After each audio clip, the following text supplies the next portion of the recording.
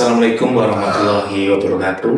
Perkenalkan, saya Muhammad Linuha, dosen program studi Teknik Geomatika, Fakultas Teknologi Infrastruktur dan Kewilayahan, Institut Teknologi Sumatera dengan NIDN 0009069601. Video ini merupakan pernyataan diri dosen dalam unjuk kerja Tridharma Perguruan Tinggi atau PDD UKTPT pada unsur pengajaran sebagai bahan dari proses sertifikasi dosen saya. Pada video PDD UKTPT unsur pengajaran ini, saya menyampaikan materi mata kuliah fotogrametri dasar dengan kode GT2531001 dengan bobot 2+1 SKS, yang mana ini merupakan keahlian saya di bidang teknik geomatika dengan keahlian pemetaan kawasan berbasis fotogrametri. Fotogrametri dasar merupakan mata kuliah yang membahas prinsip dasar bagaimana memperoleh informasi geometrik suatu objek atau wilayah melalui sebuah rekaman foto. Dalam mata kuliah ini, mahasiswa mempelajari konsep dasar fotogrametri, geometri foto, triangulasi udara, orientasi foto, hingga perkembangan fotogrametri secara digital. Mata kuliah fotogrametri dasar mendukung 2 CPL yang dijabarkan ke dalam 3 CPNK yang disampaikan dalam 14 pertemuan tatap muka dan 2 kali proses evaluasi.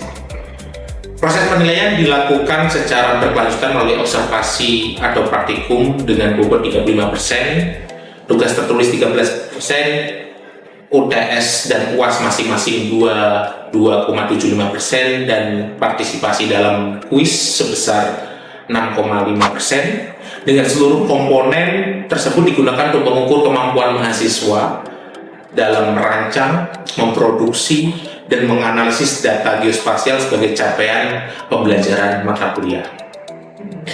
Pembelajaran yang akan saya tampilkan merupakan pertemuan minggu ke-15 dengan materi kajian adalah Photogrammetric Computer Vision yang mencakup konsep fotogrametri dan computer vision, structure promotion, dan multi-view stereo dalam proses fotogrametri. Sesuai dengan RPS, mahasiswa diharapkan mampu memahami dan menerapkan konsep-konsep digital image matching dalam konsep computer vision untuk menghasilkan dense point cloud dan produk ortofoto melalui konsep fotogrametri computer vision. Sumber belajar utama pada mata kuliah ini adalah buku Element of Photogrammetry with Application in GIS karya Wolf, Fotogrametri karya Karl Klaus, Digital Photogrammetry karya Kaiser and Eagle, serta Digital Photogrammetry System karya Ayman Habib. Dan pendukung adalah Photogrammetry Computer Vision, Statistic, Geometric and Orientation, and Reconstruction karya Wolfgang Forstner yang bisa diakses secara online.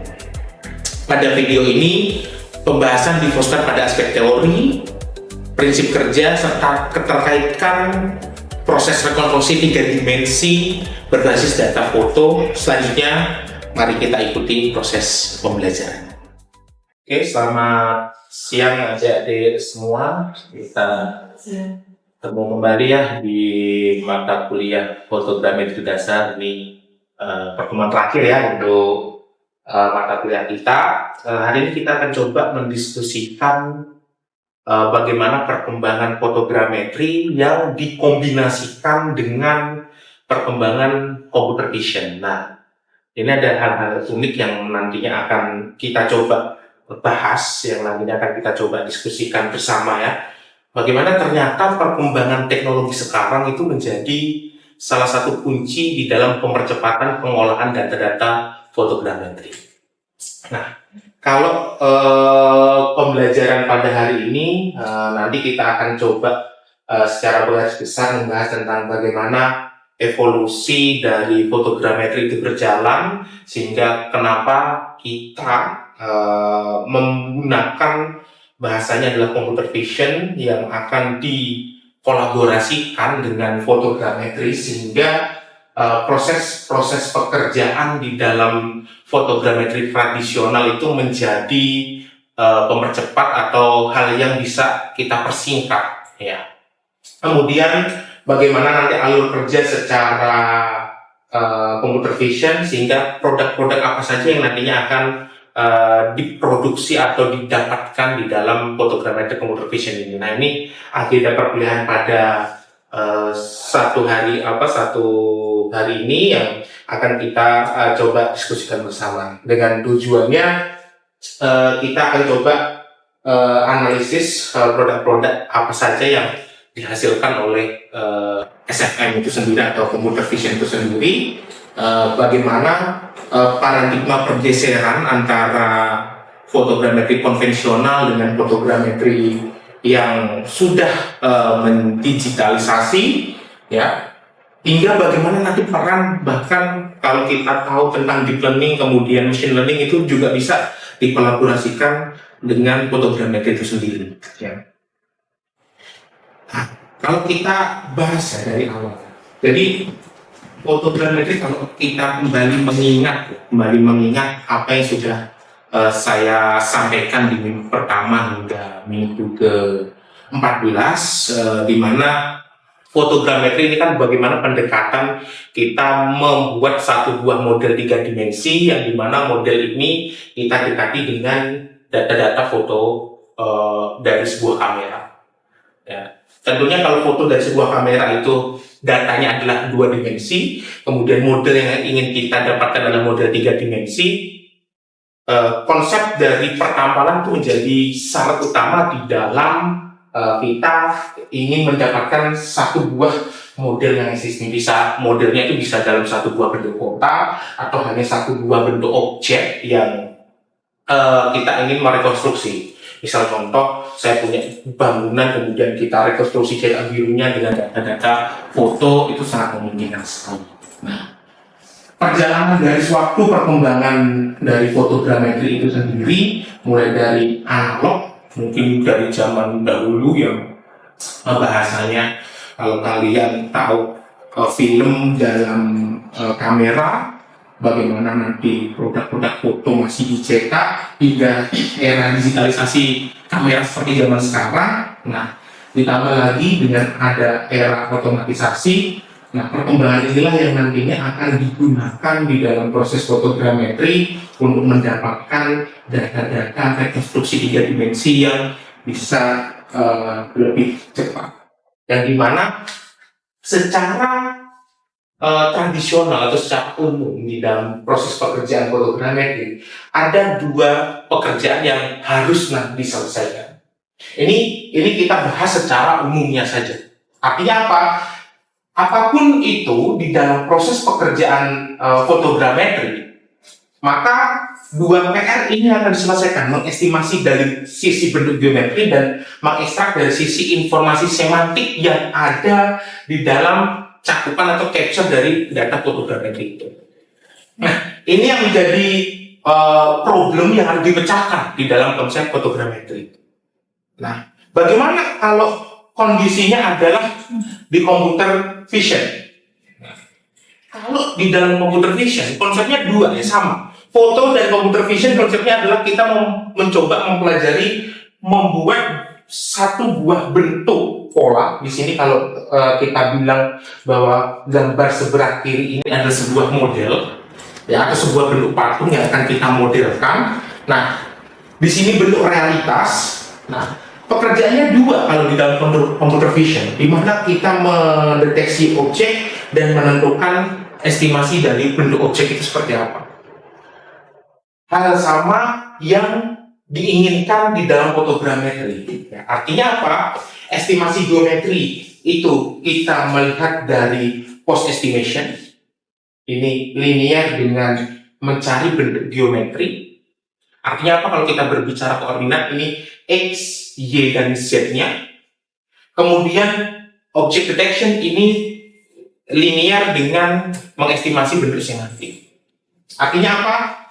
Di sini kalau di dalam satu jepretan ini Anda semua kan bisa melihat bahwa ini ada orang bersepeda, ini ada manusia-manusia yang ada di pinggirnya seperti itu. Nah, inilah konsep computer vision yang nanti akan dilineariskan kepada konsep fotogrametri. Gimana sistem yang digunakan adalah visual dari mata manusia yang ingin kita rekonstruksi. Ya, akhirnya kita melihat ada area overlapping, ya, ada area overlapping yang menjadi pertemuan antara fotogrametri yang bahasanya adalah pada posisi konvensional dan fotogrametri pada posisi computer vision. Nah, area inilah yang nantinya akan kita gunakan sebagai bentuk bagaimana kita merekonstruksi model tiga dimensi. Oke, di sini ada yang mau ditanyakan, silakan. Jadi apa sih Bang perbedaan dari fotogrametri computer vision dengan fotogrametri konvensional? Oke, terima kasih. Pertanyaan yang bagus sekali. Kalau kita mencermati antara fotogrametri konvensional dengan fotogrametri computer vision, kembali lagi pada definisi awal. Kalau kita ngomong konvensional, ya, maka bentuk geometri ini, kemudian apa yang akan diestimasi, dijustifikasi, kita banyak sekali pola yang harus dipenuhi. Misal, saya punya dua foto, ya. Di foto sini, misal saya ambil dengan konsep ini ada foto kiri, kemudian saya rubah posisi, ini ada foto kanan. Nah, di sini ada satu syarat yang harus dipenuhi di dalam konvensional, yaitu adanya pertampalan. Pertampalan di sini juga pun sudah diatur secara konvensional, di mana ada angka yang harus dipenuhi, yaitu di sekitar 30-40% untuk pertampalan pada sisi samping dan 60-80% untuk pertampalan pada sisi depan. Nah, ini yang menjadi problem di dalam pekerjaan konvensional. Problemnya apa? Kalau saya punya satu posisi, katakanlah saya ngambil posisi laptop yang ada di depan sini, saya mau coba jepret. Maka ketika saya mendefinisikan pertampalan dengan kondisi 30-40 samping dan 60-80 depan, maka saya harus bergesernya akan lebih sulit. Ya, maka kalau ini sebuah lingkaran, di sini ada sebuah model, ya. Maka kalau saya posisi berdiri standing point-nya ada di titik A sini, maka saya akan bergeser di titik B, di sini akan lebih sempit. Karena apa? Karena ada syarat penuh yang harus diperhatikan. Yang dalam konsep fotogrametri kita kenal dengan base distance ratio. Di dalam base distance ratio ini adalah nilai perbandingan yang digunakan untuk melihat kualitas dari model yang akan didapatkan. Ya, nilainya ada rentang di 0,5 hingga 1. Nah, nilai ini jika tidak dipenuhi dalam konvensional, itu akan menghasilkan bentuk model yang tidak beraturan. Itu. Lalu bagaimana apa yang membedakan di dalam computer vision? Nah, proses yang ini, proses yang sangat kaku ini di dalam fotogrametri konvensional itu dicoba untuk dilunakkan secara mudah. Dilunakkan dengan apa? Dengan tanpa ada pemerhati pertampalan ini, yang penting ada kondisi overlapnya, maka model ini bisa dibentuk tanpa memperhatikan base distance ratio. Nah, inilah yang menjadi, makanya ada hal yang tidak sepenuhnya dalam computer vision itu masuk di fotogrametri dan tidak sepenuhnya fotogrametri masuk di computer vision. Nah, inilah yang menjadi pekerjaan atau pertampalan yang pekerjaan computer vision kita ambil adalah otomatisasinya. Standar dari akurasinya kita ambil dari fotogrametri, sehingga perkawinan antara fotogrametri dan computer vision itu menjadi sangat merah. Ya. Contohnya di sini. Ini adalah dua buah foto yang diambil dengan posisi yang berbeda, ya. Tetapi bisa saling dikorespondingsikan antara satu sama lain. Ya, dengan konsep pertampangan yang ada di dalam konsep fotogrametri, maka pada posisi dua foto yang berbeda ini bisa disaling matchingkan antara satu dengan yang lain. Oke, sampai sini ada yang mau bertanya?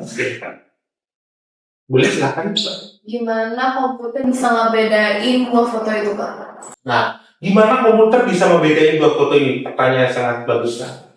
Kalau kita belajar image processing atau pengolahan citra atau belajar tentang data-data spasial citra, gambar ini sebenarnya adalah hanya sebuah angka. Ya. Kalau kita lihat, sebenarnya bentuk dari gambar itu hanya sebuah angka yang kita kenal dengan yang namanya pixel, hanya kotak-kotak saja. Ini kita sebut dengan namanya pixel. Pixel itu diwakili dengan angka kalau penyimpanannya tergantung dengan kondisi kualitas lensa atau kualitas kamera yang kita gunakan. Kita mengenal ada 8 bit, ada 16 bit, ya.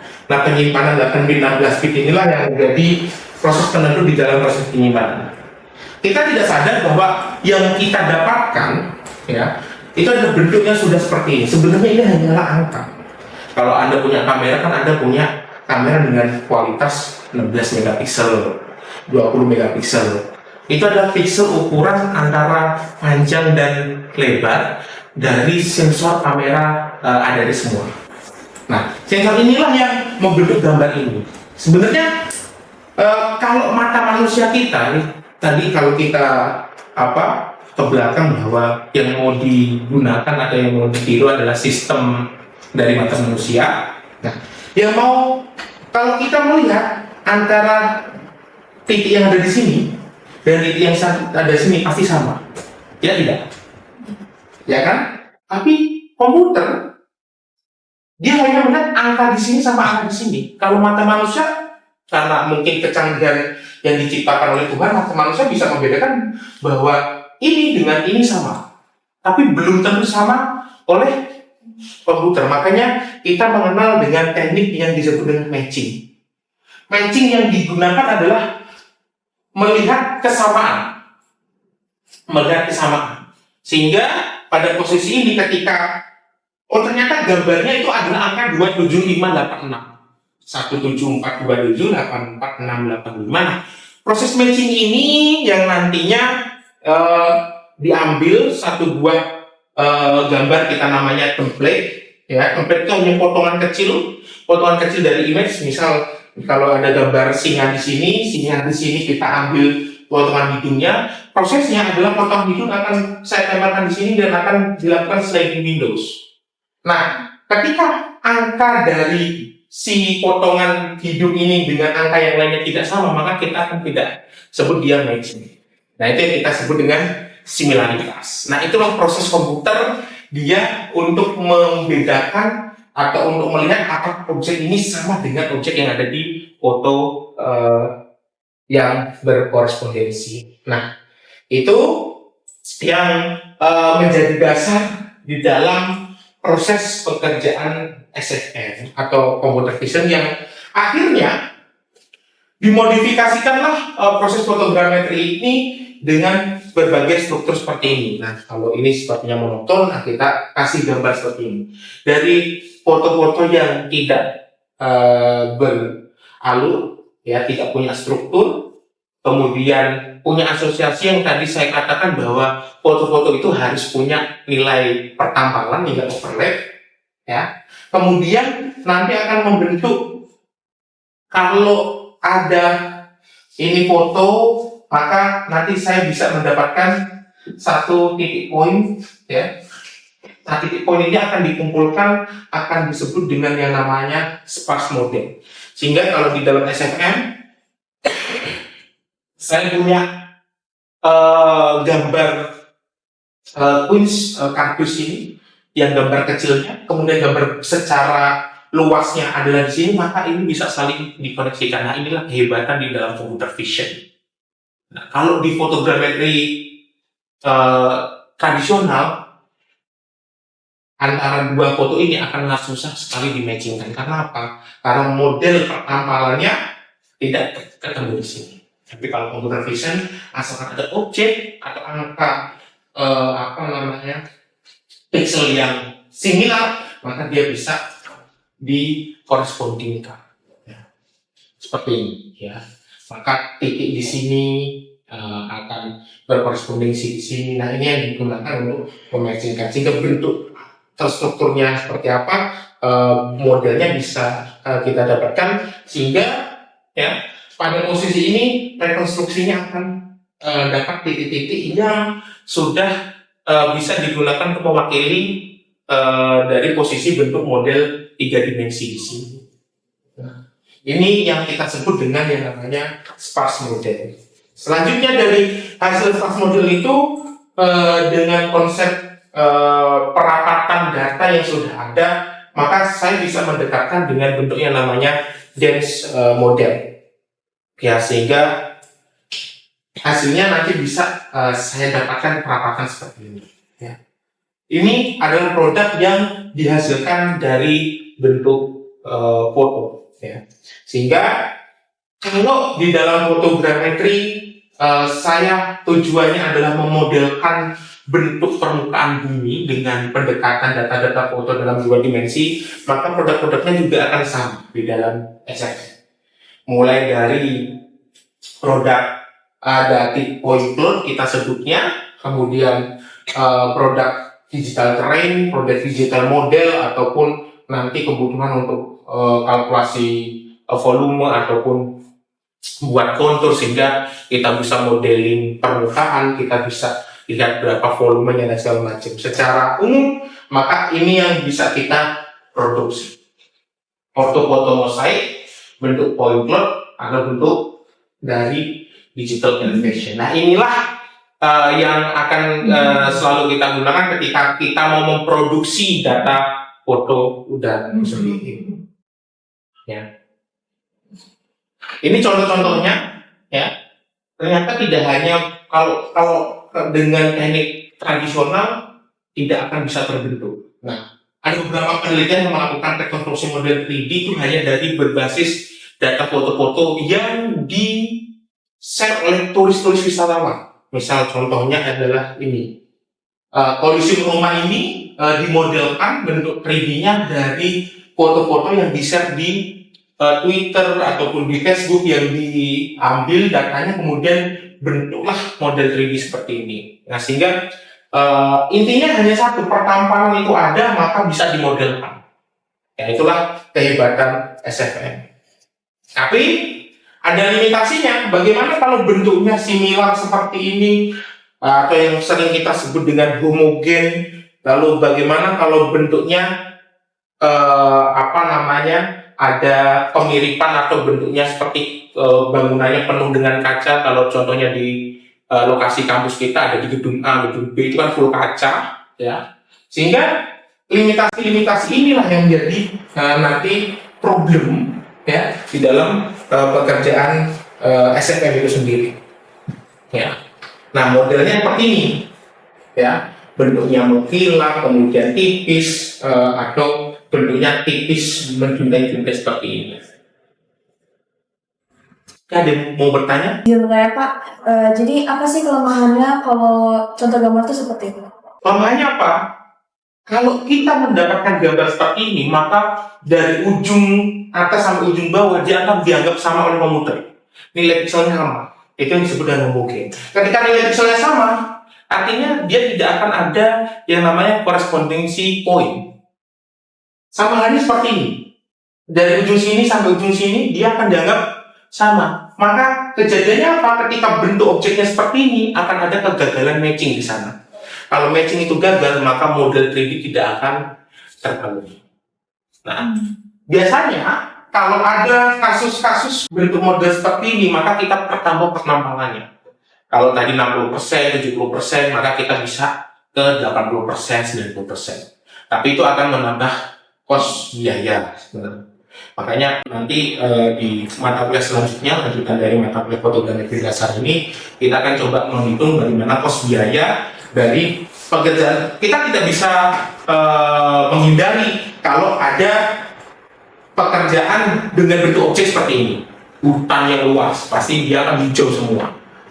Permukaan air, danau, pasti akan permukaannya kondisinya seperti ini. Nah, ini yang nanti akan kita bahas. Oke, mungkin itu pertemuan terakhir kita. Nanti kita akan sambung di semester selanjutnya. Kalau di terakhir nanti ketemu lagi di UAS ya. Semua materi yang kita sampaikan dari minggu 1 sampai minggu 15 akan kita ujikan seperti itu. Ya, masih ada satu pertemuan di praktikum, nanti praktikumnya akan membahas tentang pemodelan SFM ini. Ya, akan dijelaskan lagi secara teknis oleh rekan-rekan asisten. Itu saja dari saya. Terima kasih. Selamat siang. Assalamualaikum warahmatullahi wabarakatuh. Waalaikumsalam warahmatullahi wabarakatuh. Demikian pembelajaran teori pada mata kuliah fotogrametri dasar tentang fotogrametri computer vision, structure motion, dan multi-view stereo pada pertemuan minggu ke-15. Melalui pembelajaran ini, mahasiswa diharapkan mampu memahami bahwa rekonstruksi 3 dimensi dari data foto diawali dengan proses identifikasi atau image matching terhadap fitur-fitur foto, kemudian structure motion untuk memperkirakan posisi dan orientasi dari sebuah kamera untuk membentuk struktur objek dari rekaman data foto, kemudian multi-view stereo untuk proses pembentukan informasi 3 dimensi yang lebih rapat. Pemahaman materi ini melengkapi konsep-konsep yang telah dipelajari dalam fotogrametri dasar dan menjadi landasan untuk proses selanjutnya menghasilkan data-data point cloud 3D dan produk ortofoto melalui pengolahan fotogrametri digital. Terima kasih kepada mahasiswa atas perhatian dan partisipasinya, serta kepada tim asesor yang memberikan penilaian dan waktu dalam perekaman. Assalamualaikum warahmatullahi wabarakatuh.